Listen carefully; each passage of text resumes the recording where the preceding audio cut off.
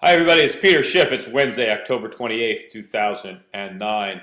Well, another big down day in the markets today. The Dow was off better than 100 points. The Nasdaq was down by more than 50 points.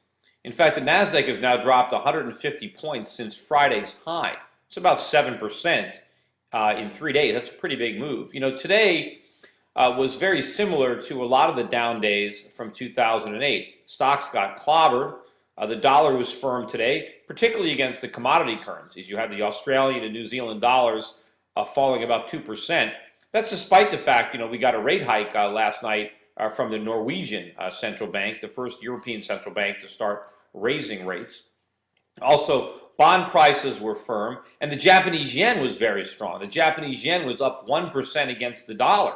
So obviously, against currencies like the Australian dollar, it was up dramatically.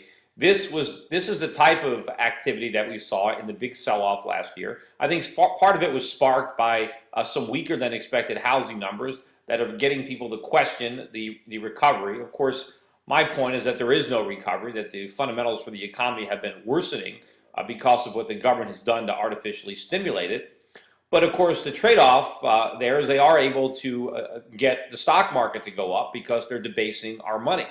Everything that they're doing to try to prop up the markets and the economy undermines the dollar. Think of it as a seesaw, and that's the trade-off.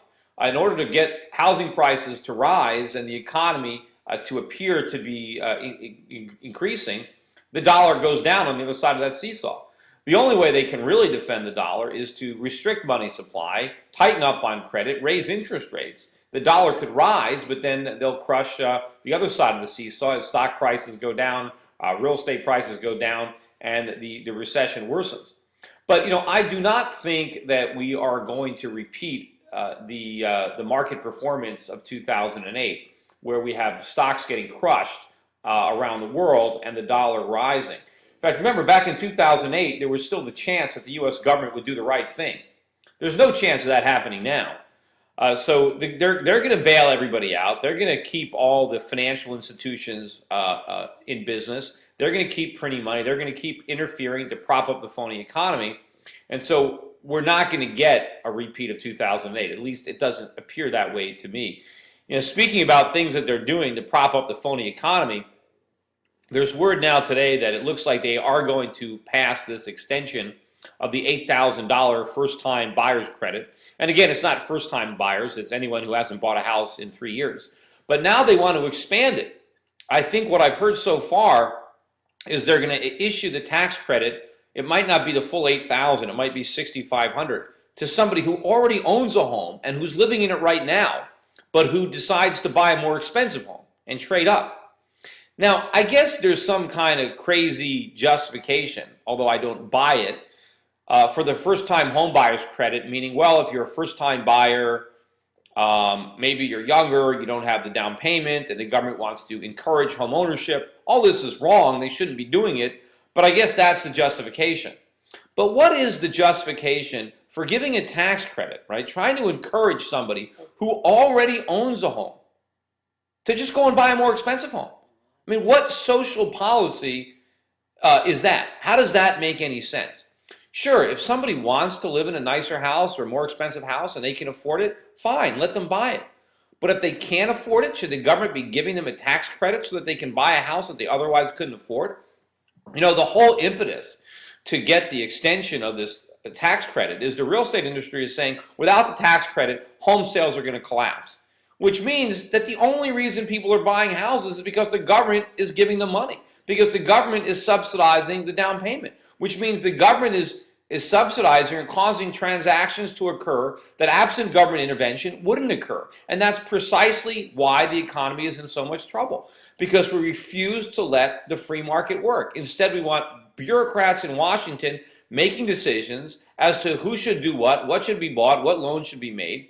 And it ends in disaster. And of course, our politicians never learn from their mistakes, and so here they go repeating them again. Now, while I'm on the topic of housing, I did the blog yesterday about why housing is not an investment, owning a home, and I got an email from somebody with a question that I thought made sense to address.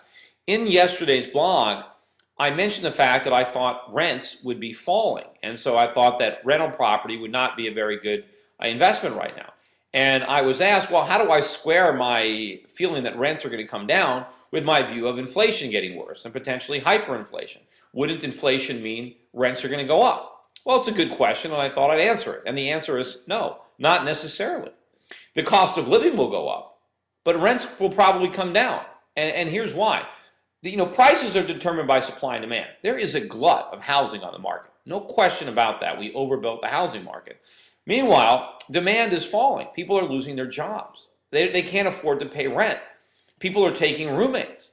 Kids in their 20s are moving back in with their parents. Elderly parents are moving in with their children. We're destroying households. There's a glut of property on the market. There's a glut of vacant homes on the market. This is going to put downward pressure on rents. But that doesn't mean that the cost of living is going to come down. Just because one component is coming down, rents, other things are going to be getting more expensive. Food's going to be getting more expensive. Energy is going to be getting more expensive. In fact, when you own a house, the rent is only part of the cost of owning that house. What about your utilities, right? What about air conditioning? What about heat? Those things are going to be going up dramatically. So you might be paying less to rent your house, but you're going to be paying more to heat your house. See, the thing is, rents are determined by local supply and demand. You have a supply of houses for rent or apartments to rent. Your only potential customers are Americans who are around to rent them. And if the house is there and there's no demand, landlords have to slash prices in order to get tenants. But that's not the same thing for food or for energy. These things have to be grown or harvested or explored for, or clothing or health care or other costs that have to be provided on an ongoing basis. Those prices are going to be going up, particularly the prices for things where Americans are in competition with the rest of the world. Because even if the U.S. economy is stagnating, if other economies are improving, even though demand in America is going down for certain products, demand in other parts of the world can be rising, meaning the price of those products for Americans is going to be going up. I think what's actually going to be happening in the U.S. is that rents are going to be a much smaller component of your personal income. Let's say people, or expenses rather, let's say somebody right now is spending 30% of their income on rent. Maybe in a few years, they'll only be spending 20% of their income on rent. Because instead of spending 10% of their income on food, they're spending 20% of their income on food. So the overall cost of living is going to rise, even though the rental component of that cost of living will be falling. Now, obviously, if we have hyperinflation, ultimately, then even nominal rents will start to go up. But real rent prices will collapse even further under that dynamic, where people might just stop paying their rent altogether. And landlords will have, they're not going to be able to kick anybody out because who's going to rent the apartments? Everybody's going to be spending all their money on energy and food and insurance and taxes and health care. There's not going to be any money left over for anything else. And so rents come under enormous pressure in hyperinflation.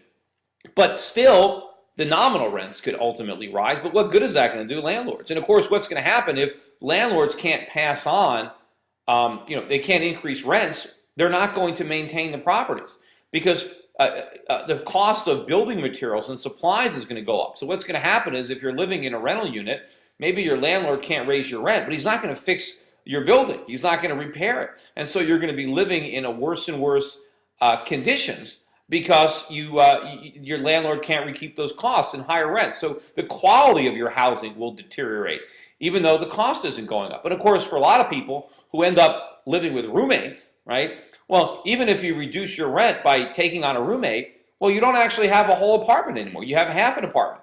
So, you're not, even if you're paying less for your rent per square foot, you might be paying more. And of course, you also give up a lot of privacy.